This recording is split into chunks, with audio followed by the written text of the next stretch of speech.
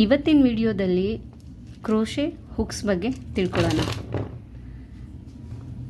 ಮಾರ್ಕೆಟಲ್ಲಿ ಎಷ್ಟೊಂದು sizes of hooks available ಇದೆ, ಯಾವೆಲ್ಲ ಮೆಟೀರಿಯಲ್ನಲ್ಲಿ ಹುಕ್ ಸಿಗುತ್ತೆ, ಯಾವುದನ್ನು ಚೂಸ್ ಮಾಡಬೇಕು, ನಾವು ಸ್ಟಾರ್ಟಿಂಗಲ್ಲಿ ಎಷ್ಟು ಹುಕ್ಸ್ನ ಪರ್ಚೇಸ್ ಮಾಡಬೇಕು, ಬಿಗಿನರ್ಸ್ಗೆ ಯಾವ ಹುಕ್ ಸೂಟ್ ಆಗುತ್ತೆ, ಎಷ್ಟೊಂದು ಕಡೆ ಮೆನ್ಷನ್ ಮಾಡಿರ್ತಾರೆ US ಟರ್ಮಿನಾಲಜಿ, UK ಟರ್ಮಿನಾಲಜಿ ಅಂತ.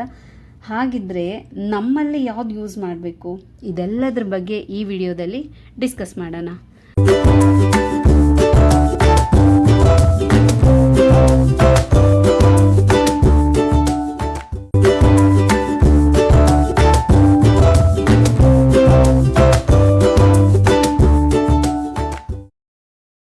ಹಾಯ್ ಕ್ರೋಶೆ ಲವರ್ಸ್, ನಿಮಗೆಲ್ಲ ಶ್ರೀ ಕ್ರೋಶೆ ಹಬ್ಗೆ ಸ್ವಾಗತ.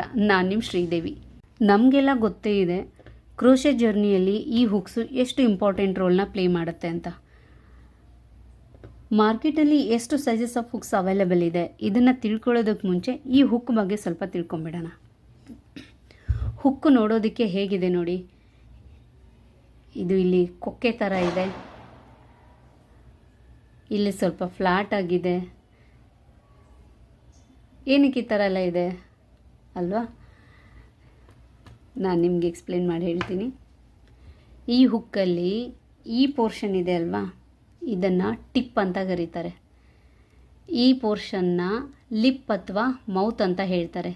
ಹಾಗೆ ಈ ಪೋರ್ಷನ್ನ ನೆಕ್ ಅಥವಾ ಥ್ರೋಟ್ ಅಂತ ಹೇಳ್ತಾರೆ. ಹಾಗೆ ಈ ಪೋರ್ಷನ್ನ ಶಾಫ್ಟ್ ಅಂತ ಹೇಳ್ತಾರೆ. ಹಾಗೆ ಇಲ್ಲಿ ಫ್ಲ್ಯಾಟ್ ಆಗಿರೋ ಏರಿಯಾ ಇದೆ, ಈ ಫ್ಲ್ಯಾಟೆಂಡ್ ಏರಿಯಾನ ಥಂಬ್ ರೆಸ್ಟ್ ಅಂತ ಹೇಳ್ತಾರೆ. ಮಿಕ್ಕಿರೋ ಪಾರ್ಟ್ನ ಹ್ಯಾಂಡಲ್ ಅಂತ ಹೇಳ್ತಾರೆ. ನಾನು ನಿಮ್ಗೊಂದು ಪಿಕ್ಚರ್ ಶೇರ್ ಮಾಡ್ತೀನಿ, ಅಲ್ಲಿ ನೋಡಿ ನಿಮಗೆ ನೀಟಾಗಿ ಗೊತ್ತಾಗುತ್ತೆ. ಇಲ್ಲಿ ನಿಮಗೆ ನೀಟಾಗಿ ಗೊತ್ತಾಗ್ತಾ ಇದೆ ಅಲ್ವಾ, ಹುಕ್ಕಿಂದು ಯಾವ್ಯಾವ ಪಾರ್ಟನ್ನು ಏನೇನಂತ ಕರೀತಾರೆ ಅಂತ. ಐ ಹೋಪ್ ನಿಮಗೆ ಹುಕ್ಸಿನ ಪಾರ್ಟ್ಸ್ ಬಗ್ಗೆ ನೀಟಾಗಿ ಗೊತ್ತಾಗಿದೆ ಅಂತ ಅಂದ್ಕೊಳ್ತಾ ಇದ್ದೀನಿ. ಸ್ಟಿಲ್ ನಿಮ್ಗೆ ಏನಾದರೂ ಡೌಟ್ಸ್ ಇದ್ದರೆ ಕಮೆಂಟಲ್ಲಿ ತಿಳಿಸಿ, ನಾನು ಎಕ್ಸ್ಪ್ಲೇನ್ ಮಾಡ್ತೀನಿ. ಕ್ರೋಶೆ ಹುಕ್ ಪಾರ್ಟ್ಸ್ ಬಗ್ಗೆ ತಿಳ್ಕೊಂಡ್ರಿ, ಬನ್ನಿ ಹಾಗೆ ಸೈಜಸ್ ಬಗ್ಗೆ ಕೂಡ ತಿಳ್ಕೊಳ್ಳೋಣ. ಕ್ರೋಶೆ ಹುಕ್ನ ನಾವು ಮಿಲಿಮೀಟರಲ್ಲಿ ಮೆಜರ್ ಮಾಡ್ತೀವಿ. ಈ ಹುಕ್ ಸೈಜು 4.0 mm ಅಂತ ಇದೆ. ಹಾಗೆಯೇ ಈ ಹುಕ್ ಸೈಜು 3.0 mm ಅಂತ ಇದೆ. ಯಾಕೆ ಇದಕ್ಕೆ 4.0 mm ಹೇಳಿದ್ರು, ಇದಕ್ಕೆ ಯಾಕೆ 3.0 mm ಹೇಳಿದ್ರು? ಯಾಕೆ ಅಂದರೆ ಸ್ವಲ್ಪ ಟೆಕ್ನಿಕಲಾಗಿ ಹೇಳೋದಾದರೆ, ಈಗಷ್ಟೇ ನೀವು ಹುಕ್ಸಿಂದು ಪಾರ್ಟ್ಸ್ ಬಗ್ಗೆ ತಿಳ್ಕೊಂಡಿದ್ದೀರಾ ಅಲ್ವಾ. ಈ ಪಾರ್ಟ್ನ ಏನಂತಾರೆ, ಶಾಫ್ಟ್ ಅಂತಾರೆ ಅಲ್ವಾ. ಈ ಶಾಫ್ಟ್ ಥಿಕ್ನೆಸ್ಸು ಅಂದರೆ ಈ ಡಯಾಮೀಟರ್, ಈ ಸುತ್ತಳತೆನ ನೀವು ಮೆಷರ್ ಮಾಡಿದಾಗ ನಿಮಗೆ ಒಂದು ನಂಬರ್ ಸಿಕ್ಕುತ್ತೆ. ಆ number is nothing but your hook size. ಅಂದರೆ ಈ ಶಾಫ್ಟ್ ಥಿಕ್ನೆಸ್ದು ಮೆಷರ್ ಮಾಡಿದಾಗ ನಿಮ್ಗೆ ಏನು ನಂಬರ್ ಸಿಗುತ್ತೋ ಅದೇ ನಿಮ್ಮ ಹುಕ್ ಸೈಜ್ ಆಗಿರುತ್ತೆ. ಸೊ ಇದರ ಥಿಕ್ನೆಸ್ಸು 4 mm ಇದೆ, ಹಾಗಾಗಿ ಇಲ್ಲಿ 4 mm ಅಂತ ಬರೆದಿದ್ದಾರೆ.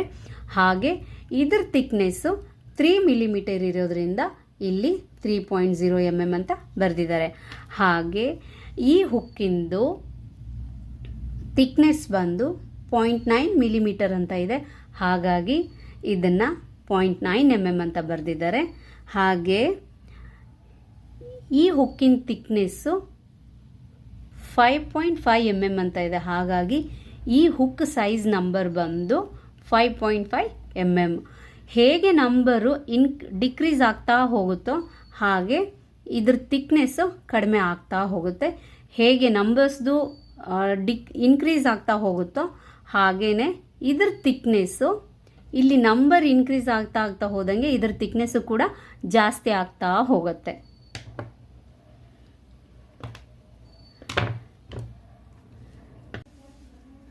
ಇನ್ನು ಮಾರ್ಕೆಟಲ್ಲಿ ಎಷ್ಟು ಸೈಜಸ್ ಆಫ್ ಹುಕ್ಸ್ ಅವೈಲೇಬಲ್ ಇದೆ ಅನ್ನೋದಾದರೆ, as per my knowledge Indian ಮಾರ್ಕೆಟಲ್ಲಿ 0.36 mm ಅಪ್ ಟು 20 mm ನಮಗೆ ಹುಕ್ಸ್ ಅವೈಲೇಬಲ್ ಇದೆ. ಯಾವೆಲ್ಲ ಮೆಟೀರಿಯಲ್ನಲ್ಲಿ ಹುಕ್ ಸಿಗುತ್ತೆ ಅನ್ನೋದಾದರೆ, ನಮಗೆ ಹುಕ್ಸು ಯಾವ್ಯಾವ ಮೆಟೀರಿಯಲ್ನಲ್ಲಿ ಸಿಗುತ್ತೆ ಅನ್ನೋದಾದರೆ, ಅಲ್ಯೂಮಿನಿಯಮಲ್ಲಿ ಸಿಗುತ್ತೆ, ಸ್ಟೀಲಲ್ಲಿ ಸಿಗುತ್ತೆ, ವುಡ್ಡಲ್ಲಿ ಸಿಗುತ್ತೆ, ಬ್ಯಾಂಬೂನಲ್ಲಿ ಸಿಗುತ್ತೆ, ಹಾಗೆ ಪ್ಲಾಸ್ಟಿಕಲ್ಲಿ ಸಿಗುತ್ತೆ, ಹಾಗೆ ಎರ್ಗೋನಾಮಿಕಲ್ಲಿ ಕೂಡ ನಮಗೆ ಸಿಗುತ್ತೆ. ಈ ಪಿಕ್ಚರ್ ಗೂಗಲಿಂದ ಕಾಪಿ ಮಾಡ್ಕೊಂಡಿರೋದು. ಕೆಲವು ವಿತ್ ಹ್ಯಾಂಡಲ್ ಆಗಿರುತ್ತೆ ಈ ಥರ, ಇನ್ನು ಕೆಲವು ವಿತೌಟ್ ಹ್ಯಾಂಡಲ್ ಆಗಿರುತ್ತೆ. ಯಾವುದನ್ನು ಚೂಸ್ ಮಾಡಬೇಕು.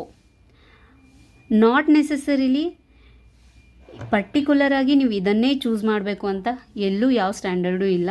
ಸೊ ನಿಮಗೆ ಯಾವುದು ಇಷ್ಟನೋ, ನಿಮ್ಮ ಮನಸ್ಸಿಗೆ ಯಾವ್ದು ಹಿಡಿಸುತ್ತೋ, ಕೆಲವರಿಗೆ ಬ್ಯಾಂಬೂ ಹುಕ್ ಯೂಸ್ ಮಾಡೋಕ್ಕೆ ಇಷ್ಟ ಇರುತ್ತೆ, ಕೆಲವರಿಗೆ ವುಡನ್ ಹುಕ್ಕು ಯೂಸ್ ಮಾಡೋಕ್ಕೆ ಇಷ್ಟ ಇರುತ್ತೆ, ಇನ್ನು ಕೆಲವರಿಗೆ ನಾರ್ಮಲ್ ನಮಗೆ ಸ್ಟೀಲ್ ಸಾಕು ಅಂತಲೂ ಇರುತ್ತೆ. ಸೊ ನಿಮ್ಮ ಚಾಯ್ಸು, ನಿಮಗೆ ಯಾವುದು ಇಷ್ಟನೋ ಅದರಲ್ಲಿ ನೀವು ವರ್ಕ್ನ ಮಾಡ್ಬೋದು. ನಾವು ಸ್ಟಾರ್ಟಿಂಗಲ್ಲಿ ಎಷ್ಟು ಹುಕ್ನ ಪರ್ಚೇಸ್ ಮಾಡಬೇಕು, ಎಲ್ಲ ಹುಕ್ಸನ್ನು ಪರ್ಚೇಸ್ ಮಾಡಲೇಬೇಕಾ ಅಂತ ಕೇಳೋದಾದರೆ ಖಂಡಿತ ಇಲ್ಲ. ಸ್ಟಾರ್ಟಿಂಗಲ್ಲಿ ನೀವು ಇಷ್ಟೆಲ್ಲ ಹುಕ್ಸ್ನ ಪರ್ಚೇಸ್ ಮಾಡೋ ಅವಶ್ಯಕತೆಯೇ ಇಲ್ಲ. ನಿಮಗೆ ನಿಮ್ಮ ಅಕ್ಕಪಕ್ಕ ಸ್ಟೇಷ್ನರಿ ಶಾಪಲ್ಲಿ ಕ್ರೋಶೆ ಹುಕ್ ಕೇಳಿದರೆ ಈ ಥರದ್ದೊಂದು ಸ್ಟೀಲ್ ಹುಕ್ಕು ಇಲ್ಲ ಅಲ್ಯೂಮಿನಿಯಂ ಹುಕ್ಕು ಸಿಗುತ್ತೆ. ಅದು ಒಂದು ಹುಕ್ಕಿಂದ ನೀವು ನಿಮ್ಮ ಜರ್ನಿನ ಸ್ಟಾರ್ಟ್ ಮಾಡ್ಬೋದು. If you are totally beginner, ನೀವು ಈಗಷ್ಟೇ ಸ್ಲಿಪ್ ನಾಟು ಚೈನ್ ಹಾಕೋದು ರೂಢಿ ಮಾಡ್ಕೊಳ್ತಾ ಇದ್ದೀರಾ, ಈಗಷ್ಟೇ ನಿಮ್ಮ ಜರ್ನಿನ ಶುರು ಮಾಡಿದ್ದೀರಾ, ಆ ಥರ ಕಂಡೀಷನ್ನಲ್ಲಿ ಈ ಸ್ಟೇಷ್ನರಿ ಶಾಪಿಂದ ಸಿಗೋ ಈ ಒಂದು ಹುಕ್ಕಿಂದ ನಿಮ್ಮ ಜರ್ನಿನ ನೀವು ಸ್ಟಾರ್ಟ್ ಮಾಡ್ಬೋದು. ಒನ್ಸ್ ನೀವು ಥರೋ ಆಗಿದ್ದೀರಾ, ಅದರಲ್ಲಿ ಯಾವುದಾದ್ರೂ ಒಂದು ಪರ್ಟಿಕ್ಯುಲರ್ ಪ್ರಾಡಕ್ಟ್ನ ರೆಡಿ ಮಾಡ್ತಾ ಇದ್ದೀರಾ, ಆ ಟೈಮಲ್ಲಿ ಒಬ್ವಿಯಸ್ಲಿ ಹುಕ್ ಸೈಜು ಮ್ಯಾಟರ್ ಆಗುತ್ತೆ. ಆಗ ಬೇಕಿದ್ರೆ ನೀವು ಹುಕ್ ಸೈಜ್ನ ತೊಗೋಬೋದು. ಇನ್ನು ಬಿಗಿನರಿಗೆ ಯಾವ ಹುಕ್ ಸೂಟ್ ಆಗುತ್ತೆ? ಆ್ಯಸ್ ಪರ್ ಸ್ಟ್ಯಾಂಡರ್ಡ್ ಎಲ್ಲರೂ ಹೇಳ್ತಾರೆ ಹುಕ್ ನಂಬರ್ ಇದು 3 ಮತ್ತು ಈ 4 ಹುಕ್ಕು ಇದು ಸೂಟ್ ಆಗುತ್ತೆ ಅಂತ ಹೇಳ್ತಾರೆ. ವೈ? ಬಿಕಾಸ್ ನಿಮಗೆ ಹ್ಯಾಂಡಲ್ ಮಾಡೋಕ್ಕೆ ಈಸಿ ಇರುತ್ತೆ, ಸ್ವಲ್ಪ ದಪ್ಪ ಇರುತ್ತೆ, ನೀವು ಯಾರನ್ನ ಹೀಗೆ ಇದರೊಳಗಡೆ ಹಾಕಿ ಇದನ್ನು ಪುಲ್ ಮಾಡ್ಕೊಳ್ಳೋಕ್ಕೆ ಈಸಿ ಆಗುತ್ತೆ ಅಂತ ಹೇಳ್ತಾರೆ. ಬಟ್ ನನ್ನ ಕೇಳಿದರೆ ನನ್ನ ಎಕ್ಸ್ಪೀರಿಯನ್ಸ್ ಪ್ರಕಾರ ನಿಮಗೆ ಈ ಹುಕ್ಕೆ ತುಂಬ ಪರ್ಫೆಕ್ಟಾಗಿ ವರ್ಕ್ ಮಾಡುತ್ತೆ. ಈ ಹುಕ್ ಸಾಕು ನಿಮಗೆ ನಿಮ್ಮ ಜರ್ನಿನ ಸ್ಟಾರ್ಟ್ ಮಾಡೋದಕ್ಕೆ. ಕೆಲವೊಂದು ಕಡೆ ಮೆನ್ಷನ್ ಮಾಡಿರ್ತಾರೆ UK ಟರ್ಮಿನಾಲಜಿ, US ಟರ್ಮಿನಾಲಜಿ ಅಂತ. ಹಾಗಂದರೆ ಏನು? ನಮ್ಮಲ್ಲಿ ನಾವು ಯಾವ ಹುಕ್ಕನ್ನ ಯೂಸ್ ಮಾಡಬೇಕು? ಇಫ್ ಸಪೋಸ್ ನೀವೇನಾದರೂ ಇಂಟರ್ನ್ಯಾಷನಲ್ ಪ್ಯಾಟರ್ನ್ಸ್ನ ನೋಡ್ತಾ ಇದ್ದರೆ ಅವರು ಹುಕ್ ಸೈಜ್ನ ಬೇರೆ ಹೇಳ್ತಾರೆ. ಆ ಥರ ಕನ್ಫ್ಯೂಷನ್ಸ್ ಇರುತ್ತಲ್ವ ನಮಗೆ. ಸೊ ಆ ಥರ ಇದ್ದಾಗ ನಾವು ಏನು ಯೂಸ್ ಮಾಡಬೇಕು ಅಂತ ಕೇಳಿದ್ರೆ just I will share one chart. C, most of the time ನಾವು ಇಂಡಿಯಾ ಮತ್ತು ಯುರೋಪಲ್ಲಿ ನಾವು ಮೆಟ್ರಿಕ್ ಸಿಸ್ಟಮ್ನ ಫಾಲೋ ಮಾಡ್ತೀವಿ. ಅಂದರೆ ಹೀಗೆ ಈ 4.mm ಅಂತ ಇದೆ, ನಂಬರಿಂಗ್ ಸಿಸ್ಟಮ್ ಅಂತ ಹೇಳಿ ಮೆಟ್ರಿಕ್ ಸಿಸ್ಟಮ್ನ ನಾವು ಫಾಲೋ ಮಾಡ್ತೀವಿ. ವೇರ್ UK ಮತ್ತು US ಅಲ್ಲಿ ಅವರು ರೆಫರ್ ಮಾಡೋದು ಹೀಗೆ, 2mmಗೆ US ಅಲ್ಲಿ ಸೈಜ್ 0 ಅಂತ ಹೇಳ್ತಾರೆ. ಹಾಗೆ UK-ನಲ್ಲಿ ಅದರ ಸೈಜ್ ಬಂದು 14 ನಂಬರ್. ನಾನು ಈ ಚಾರ್ಟಲ್ಲಿ ತೋರಿಸ್ತಾ ಇದ್ದೀನಿ, ಒಂದ್ಸತಿ ನೀಟಾಗಿ ಅಬ್ಸರ್ವ್ ಮಾಡಿ. ನಾವು ನಮ್ಮಲ್ಲಿ 2.25mm ಇರೋ ಹುಕ್ನ US ಅಲ್ಲಿ B1 ಅಂತ ಮೆನ್ಷನ್ ಮಾಡಿದ್ದಾರೆ, ಹಾಗೆ UK-ನಲ್ಲಿ 13 ನಂಬರ್ ಹುಕ್ನ ಮೆನ್ಷನ್ ಮಾಡಿದ್ದಾರೆ. ಅದೇ ರೀತಿ ಇನ್ನು ಡೌನಲ್ಲಿ ಬಂದರೆ ನಿಮಗೆ ನಮ್ಮಲ್ಲಿ 4.5mm ಹುಕ್ನ US ಅಲ್ಲಿ 7 ನಂಬರಿಂದ ಕರೀತಾರೆ, ಹಾಗೆ ಇವನ್ UK-ಲೂ ಕೂಡ 7 ನಂಬರ್ ಹುಕ್ ಅಂತಾನೆ ಹೇಳ್ತಾರೆ. ಸೊ ಈ ಥರ ಇದೊಂದು ಎಕ್ಸಾಂಪಲ್ ಸೆಟ್ ಮಾಡಿರೋದಕ್ಕೆ ಹೇಳಿರೋದು. ಈ ಥರ ಹುಕ್ ಸೈಜು ಡಿಫ್ರೆಂಟ್ ಆಗಿರುತ್ತೆ. This is the only difference. ನೀವು US ಪ್ಯಾಟರ್ನ ಏನಾದರೂ ಫಾಲೋ ಮಾಡೋದೇ ಆದರೆ ನೀವು ಈ ಚಾರ್ಟ್ನ ರೆಫರೆನ್ಸ್ ಇಟ್ಕೊಂಡು ಅವ್ರು ಯಾವ ನೇಮ್ನ ಹೇಳಿದಾರೋ ಅವರು ಮೆನ್ಷನ್ ಮಾಡಿರೋ, ಸಪೋಸ್ ಅವರು ನಿಮಗೆ US ಅವರು ನಿಮಗೆ B1 ಹುಕ್ ಸೈಜು, ಹಾಗೆ UK ಅವರು ನಿಮಗೆ 13 ಹುಕ್ ಸೈಜ್ ಅಂತ ಹೇಳಿದ್ರೆ, ಸೊ ನಥಿಂಗ್ ಬಟ್ ನಮ್ಮಲ್ಲಿ ಅದು 2.25mm ಹುಕ್ ಸೈಜ್ ಆಗಿರುತ್ತೆ. ಆ ನೇಮಿಗೆ ನಮ್ಮಲ್ಲಿ ಯಾವ ಹುಕ್ ಸೂಟ್ ಆಗುತ್ತೋ ಅದನ್ನು ನೀವು ಈಸಿಯಾಗಿ ರೆಫರ್ ಮಾಡಿ ಆ ಪ್ಯಾಟರ್ನಸ್ ಕೂಡ ನೀವು ಫಾಲೋ ಮಾಡ್ಬೋದು. ಇದಾಗಿತ್ತು ಹುಕ್ಸ್ ಬಗ್ಗೆ ಡೀಟೇಲ್ಡ್ ಎಕ್ಸ್ಪ್ಲನೇಷನ್. ಇದರಲ್ಲಿ ನಿಮ್ಗೇನಾದರೂ ಕನ್ಫ್ಯೂಷನ್ಸ್ ಇದ್ದು ನಿಮ್ಗೇನಾದರೂ ಡೌಟ್ ಇದ್ದರೆ ಪ್ಲೀಸ್ ಡೂ ಕಮೆಂಟ್. ನಾನು ನಿಮಗೆ ನೆಕ್ಸ್ಟ್ ವಿಡಿಯೋದಲ್ಲಿ ಆನ್ಸರ್ ಮಾಡ್ತೀನಿ. ಹಾಗೆ ನೆಕ್ಸ್ಟ್ ವಿಡಿಯೋದಲ್ಲಿ ಯಾವ ಹುಕ್ಕು ಬೆಸ್ಟ್ ಅಂತ ಹೇಗೆ ಡಿಸೈಡ್ ಮಾಡೋದು ಅನ್ನೋದ್ರ ಬಗ್ಗೆ ಕೂಡ ಹೇಳ್ತೀನಿ. ಅದಕ್ಕೂ ಮುಂಚೆ ಯಾರ್ನ ಬಗ್ಗೆ ಮಾತಾಡೋಣ. ಒನ್ಸ್ ನಿಮಗೆ ಯಾರ್ನ ಬಗ್ಗೆ ಡೀಟೇಲಾಗಿ ಗೊತ್ತಾಯಿತು ಅಂದರೆ ಅದಾದಮೇಲೆ ಯಾವ ಹುಕ್ಕು ಬೆಸ್ಟ್ ಅನ್ನೋದನ್ನು ನೀವೇ ಚೂಸ್ ಮಾಡ್ಕೊಳ್ಳೋಷ್ಟು ಪಕ್ಕ ಆಗ್ತೀರಾ ಅಂತ ಹೇಳ್ಬೋದು ಅದರಲ್ಲಿ.